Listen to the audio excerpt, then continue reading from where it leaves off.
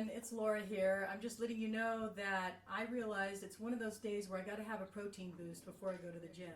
So I'm going to make a smoothie. You will need 3 tablespoons of rolled oats, 3 tablespoons of protein powder made from yellow split peas, a tablespoon of chia seeds, a teaspoon of maca powder, 4 spirulina tablets, which equal a teaspoon of the powder, a half a cup of cashew milk or your favorite nut milk, 1 cup of water, and then blend before you add the frozen fruit to make sure the spirulina tablets and the chia seeds get completely blended until smooth. I'm doing 1½ bananas, half cup of blueberries, and a half cup of cherries, all frozen. And look at the beautiful color. And it tastes great. Okay, here we go.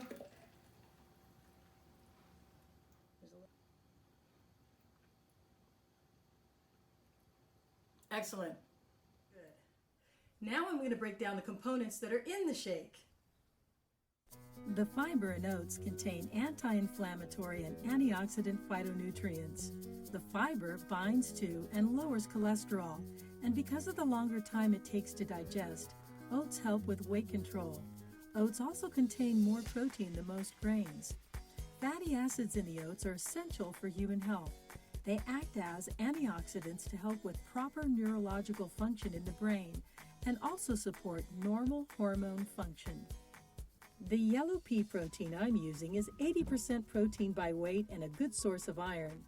Vegans are told that it's hard to find lysine, but this pea protein has a sufficient amount. In this serving, I'm getting 24 grams of protein.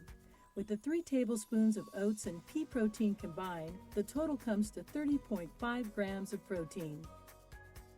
Chia seeds are loaded with protein, fiber, and omega-3 fatty acids. Omega-3s are important for brain health. The minerals they contain are also great for healthy bones, and the carbs are high in fiber, which is great for weight control. The tablespoon of chia that I put in my smoothie contains 2 grams of protein. With the oats and pea protein combined, that's 32.5 grams of protein.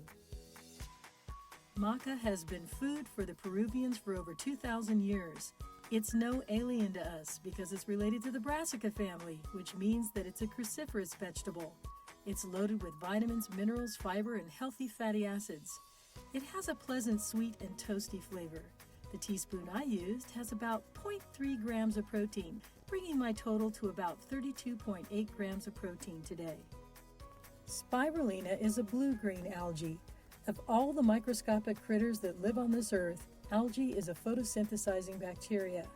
Because it's one of the most nutritious foods on the planet, NASA proposed using it as space food.